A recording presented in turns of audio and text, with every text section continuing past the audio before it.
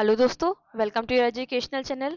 जैसा कि आपको पता है कि 1 जून से आपके एग्ज़ाम शुरू होने वाले हैं और इसी की तैयारी में हम लगे हुए हैं और आपके लिए हम एमसीक्यूज़ की सीरीज़ शुरू कर चुके हैं। इकाई 10 से लेकर इकाई 1 तक की हमने जो एमसीक्यूज़ की सीरीज़ थी उसको आज कंप्लीट कर लिया है। अब हम फिर से इकाई 10 से लेकर इकाई 1 तक के जितने भी जब तक आपके एग्ज़ाम नहीं हो जाते हैं तब तक हम आपके लिए ये सीरीज़ कंटिन्यू करेंगे। इकाई 10 इसलिए इम्पोर्टेंट है क्योंकि इकाई 9 और इकाई 10 का कंटेंट जो है वो आपको अवेलेबल नहीं हो पा रहा है, इसलिए हम बार-बार इकाई 9 और इकाई 10 पर फोकस कर रहे हैं।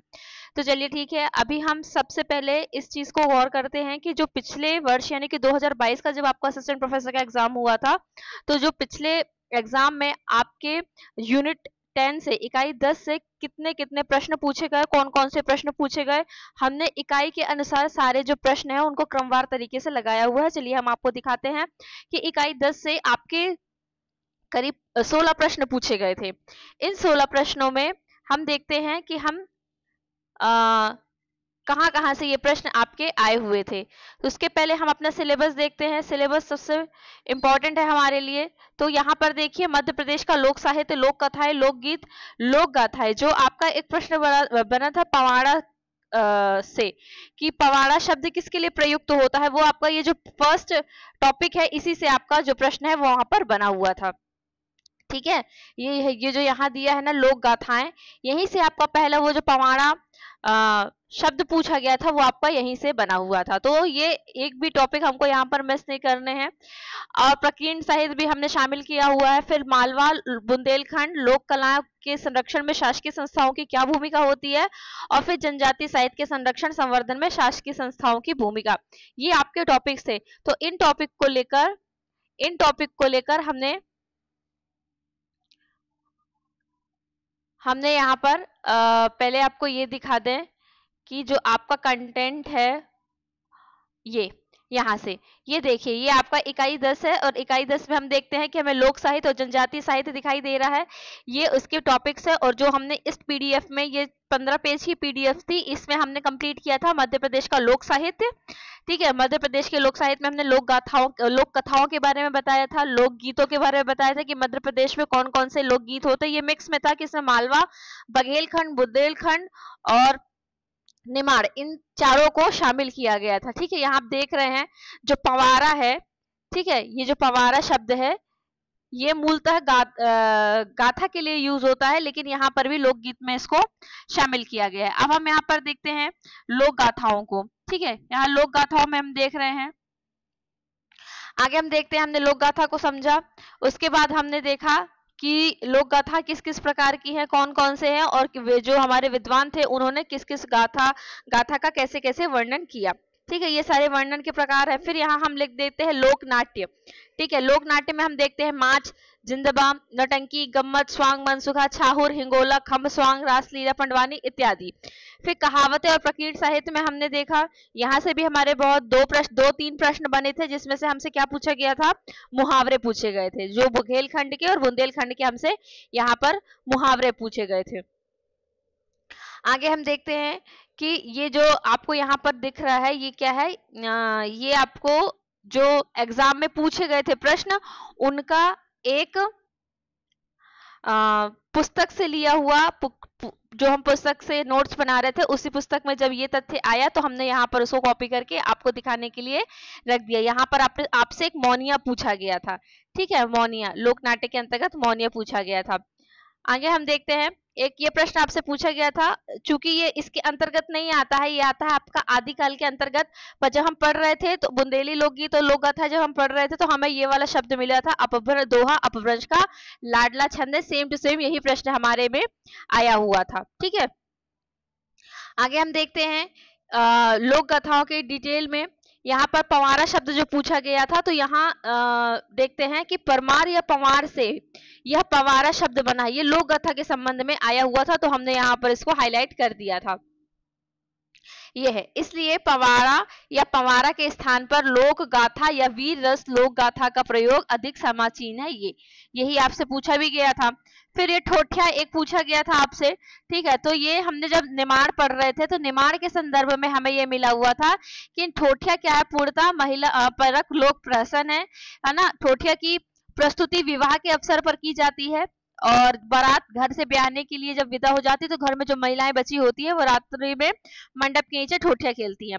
ठोठिया के सारे गीत क्या होते हैं, नृत्य गीत होते हैं। और फिर इसी में वही डिटेल में दिया गया है कि पुरुषों को व्यंग्यात्मक रूप से कुछ कुछ शब्द कुछ कुछ वाक्य लोकोक्तियां कही जाती है। एक नटकौरी पूछा गया था जब हम पुस्तक पढ़ रहे थे, अपनी पीडीएफ तैयार कर रहे थे, तो हमने इसको यहाँ से बघेली का नटकौरी और लोकनाट्य और निमाड़ी में टोटियों के नाम से प्रचलित है।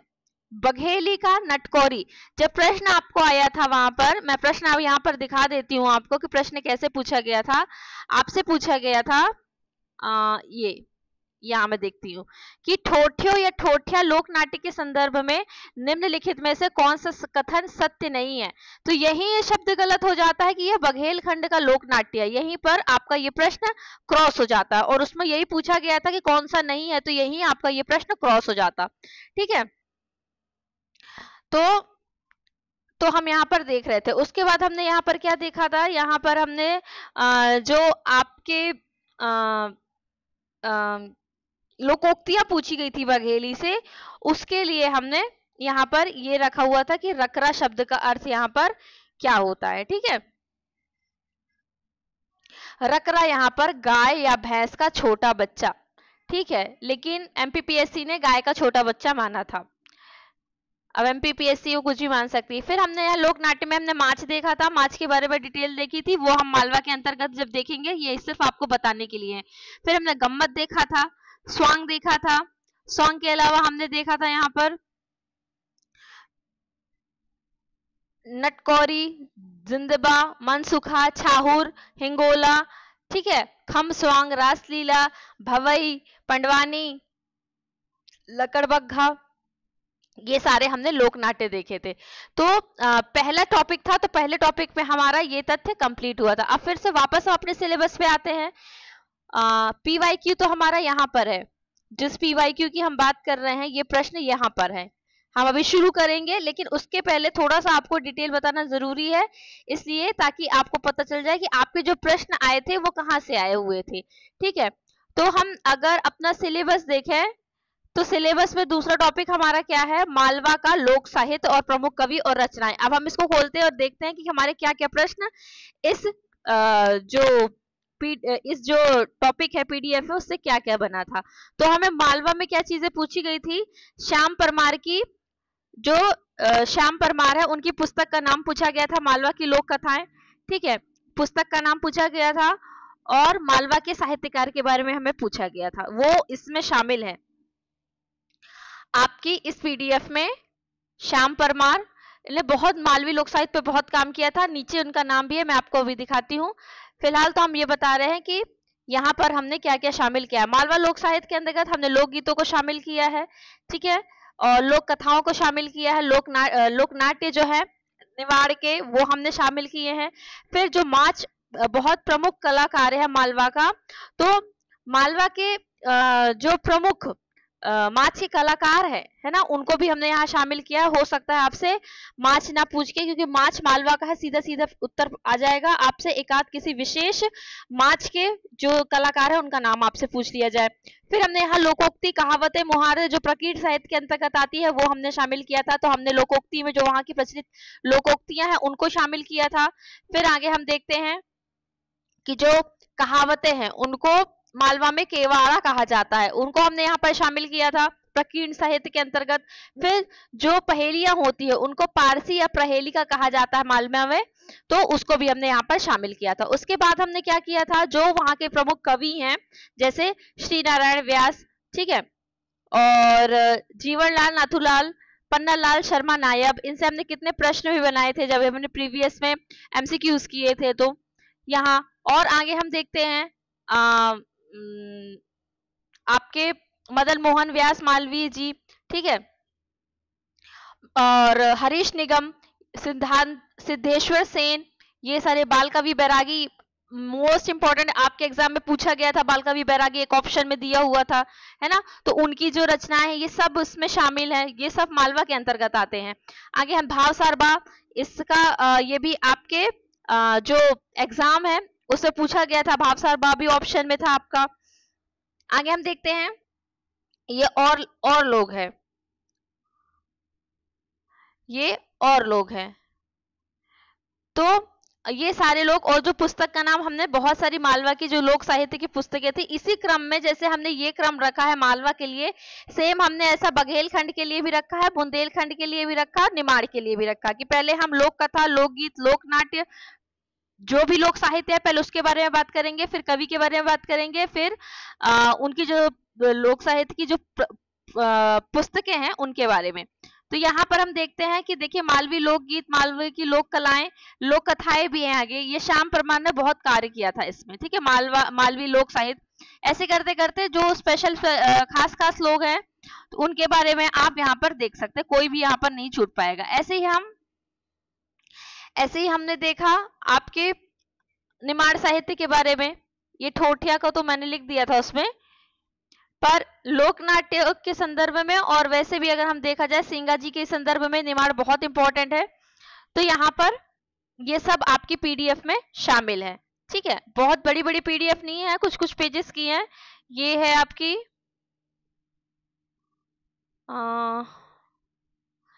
14-15 पेज की पीडीएफ है। तो इसमें मालवा, निमाड़, बुंदेलखंड सबका जो तथ्य है और जो शॉर्ट नोट्स है वो शामिल है। अब हम देखते हैं कि हमें कुल 16 प्रश्न पूछे गए थे, 16 प्रश्न हमको पूछे गए थे इकाई 10 से। पहला हमने इसको लोकगीत को हमने इकाई 10 में ही शामिल किया, क्योंकि लोक साहित्य के बारे में बात हो रही थी तो इसलिए लोकगीत नाम आया था, इसलिए इसको हमने यहाँ शामिल किया था। और अगर आप आचार्य रामचंद्र शुक्ल की हिंदी साहित्य की भूमिका देखते हैं, जब आप हिंदी साहित्य की भूमिका पढ़ेंगे तो वहां पर आपको ये मिलेगा तथ्य, ठीक है, वहां पर आपको ये तथ्य मिलेगा। आगे ये देखिए, लोक साहित्य में पवाड़ा शब्द किस विधा के लिए प्रयुक्त होता है। तो ये जो पुस्तकें हैं, कि जिन पुस्तकों से ये पूछा गया था, मैंने बुंदेलखंड, बघेलखंड, निमाड़, जो भी चार, निमाड़ के अलावा मालवा, चार जो आपसे पूछे गए थे लोक साहित्य के बारे में, मैंने उन चारों पुस्तकों का विवरण और वो सारी पुस्तकों की जो पीडीएफ थी वो एप्लीकेशन पर डाल दी थी, ठीक है। तो पवाड़ा शब्द किसके लिए थे? लोक गाथा के लिए। बुंदेली साहित्य में नौरता में किस प्रकार का लोकगीत है? तो ये ऋतु गीत है। ये सब उसमें शामिल है, पुस्तक में भी। ये नटकोरी अभी मैंने बताया था आपको, बघेलखंड का है, ठीक है। तो ऐसे वहां पर आपके जो उत्तर है वो वहां पर बन रहे थे, ठीक है। रसालो लोकप्रिय काव्य किसका है? तो शाह लतीफ का है। बुंदेली की स्वतंत्र काव्य परंपरा के वृहत्त्रयी किसको कहते हैं? तो खयाली राम, ईसुरी गंगाधर। और आप एक व्यक्ति का नाम और देखेंगे बुंदेली के अंतर्गत, वो है एनसाई। जब आप बुंदेलखंड की परंपरा देखेंगे, बुंदेलखंड का इतिहास देखेंगे, बुंदेलखंड का जब साहित्य देखेंगे आप, तब आपको एक व्यक्ति का नाम और मिलेगा जिनका नाम है एनसाई। भगवती प्रसाद शुक्ल बघेली का प्रतिनिधि कवि किसे कहते हैं? जब आप बघेलखंड के बारे में पढ़ेंगे, बघेलखंड की पीडीएफ जब आप खोलेंगे तो वहां पर आपको इन सब का नाम मिलेगा। बैजनाथ बैजू, इनकी रचनाएं, जैसे मैं आपको यहाँ पर दिखाती हूँ, मालवा जनजातीय साहित्य बघेलखंड, ठीक है, यहाँ पर दिखाती, ये देखिए आप, ये आपको दिख रहा है, यहाँ पर मैंने यहाँ पर शामिल किया है। बैजनाथ बैजू, सैफुद्दीन सैफू, रामदास प्यासी, शंभू द्विवेदी काकू, डॉक्टर भगवती प्रसाद शुक्ल, ठीक है। तो ये बहुत सारी, और भी बहुत सारे लोग हैं, बहुत सारी चीजें हैं, पुस्तकें हैं बघेली से संबंधित, कौन कौन सी बघेली की पुस्तकें हैं, कौन कौन सी खासियत है इनकी, कवि कौन से हैं, इन्होंने क्या किया है, राज्य स्तर पर और अंतरराष्ट्रीय स्तर पर क्या किया है, ठीक है। आगे हम देखते हैं, पीवाईक्यू में हम जाते हैं। तो ये बघेली जनपद का कवि, ये वही बघेलखंड से ये प्रश्न बना था, लेकिन गाय का बच्चा और भैंस का बच्चा दोनों होता है, लेकिन एमपीपीएससी ने इसको सही माना था, ठीक है। लोक कला एवं बोली विकास परिषद, ये हमने किया था जनजातीय साहित्य में, हाँ, यहाँ पर हमने किया था पीडीएफ, तभी मैंने आपको बताया था। ये आपका यहाँ पर है, ये सब चीजें की मध्य प्रदेश आदिवासी लोक कला परिषद भोपाल, ठीक है। यहाँ इसकी स्थापना हुई। और ये जो आपसे एक और प्रश्न पूछा गया था कौन सा, चौमासा पत्रिका का, वो भी हमने इसी में इंक्लूड किया था और इसके संपादक का नाम भी यहाँ पर इंक्लूड किया था। ये आपको इसी में मिलेगा, ये चौमासा। अगला प्रश्न, और ये जो संग्रहालय है ये कहाँ पर है आपका, खजुराहो में। मालवा की लोक कथाएं आपको बता चुके हैं। बुंदेली साहित्य, जब बुंदेली साहित्य हम पढ़ेंगे तो वहां पर, अब बुंदेली साहित्य इतना बड़ा साहित्य है, इतनी सारी वहां की लोक साहित्य में इतने सारी मुहावरे कहावतें आ जाती हैं, तो एक एक को तो पूरा देना असंभव है। लेकिन आप यहाँ से थोड़ा सा आइडिया लगा सकते हैं कि जो बुंदेल है, बंघेल है, मालवा है, निवाड़ है, यहाँ शब्द की भाषा क्या है। तो जो घड़ा शब्द है ये बुंदेल और बघेल में उपयोग नहीं होता है, ठीक है। ये सब उपयोग नहीं होता है, ये उपयोग होता है। रामाजी राइग्या नीरेल जाती रही किस कवि की रचना है, ये भी मैंने पीडीएफ में शामिल किया है। रेकड़ी वाद्य यंत्र किस प्रकार का वाद्य यंत्र है। अगर आप देखेंगे तो ये लोक साहित्य के अंतर्गत नहीं आता, लेकिन लोक साहित्य में अगर हम गीत देखते हैं और गीत को बजाने के लिए कौन सा वाद्य यंत्र जरूरी हो, तो उसके अंतर्गत ये पूछा गया था आपसे। डॉक्टर चिंतामणि उपाध्याय ने श्रृंगार और अंगार का बेजोड़ कवि किसको कहा है, तो ये आपका जो प्रश्न था ये आपका निमाड़, ठीक है, और मालवा को मिक्स करके ऑप्शन यहाँ पर आपके दिए गए थे, ठीक है। ठोठिया या ठोठियो लोक नाट्य के संदर्भ में कौन सा कथन सही नहीं है, ये मैंने आपको बता दिया कि सबसे पहले तो यही वाला सही नहीं है। तो इसी क्रम में आप देखेंगे ये बुंदेलखंड का लोक साहित्य है, कवि है और उनकी रचनाएं हैं, ठीक है। और ये आपका है बघेलखंड का, बघेलखंड के बारे में लोक नाट्य, उनके लोकगीत, ठीक है, लोक साहित्य सब कुछ यहाँ पर है। फिर यहाँ पर हम देखते हैं जनजातीय साहित्य और लोक कलाओं के संरक्षण में जनजातीय साहित्य की जो भी संस्थाओं की भूमिका वो हम देखते हैं। और इसके ये जो बीच का टॉपिक है, इसका फ्रंट का टॉपिक ये था कि मध्य प्रदेश का जनजातीय साहित्य, ठीक है। यहाँ पर हम जनजातियों के बारे में यहाँ पर देखते हैं। अगला है हमारा मालवा का साहित्य, ये हमने देख लिया था। फिर ये हमारा निमाड़ का साहित्य, ठीक है। निमाड़ के साहित्य में भी हमने लोक कवि, उनके गीत, कवि रचनाएं, भाषाएं, उपबोलियां, जो कुछ था हमने यहाँ पर शामिल कर लिया था। अब हमारा निमाड़ 2 बार हो गया लगता है। आगे हम देखते हैं कि कौन सा टॉपिक था हमारा, ये वाला झाबुआ अलीराजपुर। ये था हमारा पहला टॉपिक जिसमें पूरे मध्य प्रदेश के बारे में जो साहित्य है वहां हमने दिखाया था, ठीक है। तो ये हुआ आपका यूनिट 10। यूनिट 10 में आपका कौन सा टॉपिक हुआ, प्रीवियस ईयर क्वेश्चंस क्या पूछे गए थे। अब हम जो प्रश्न बनाएंगे, अभी तो मैंने आपको ये बताया इस टॉपिक से, क्योंकि ये टॉपिक हमारे लिए बहुत जरूरी है, बहुत टफ भी पड़ता है क्योंकि इसका कंटेंट हमें जल्दी से मिलता नहीं है। तो ये है आपका पीवाईक्यू, पीवाईक्यू है आपका पीवाईक्यू जो आपका 2022 का है। अब जो हम करेंगे वो यहाँ से टॉपिक शुरू करेंगे, मध्य प्रदेश के लोक साहित्य से शुरू करेंगे, फिर हम धीरे धीरे ये इसके जो एमसीक्यूज है वो करेंगे। तो चलिए ठीक है, मिलते हैं अगले वीडियो में, तब तक के लिए देखते रहिए। वीडियो देखने के लिए आपका धन्यवाद।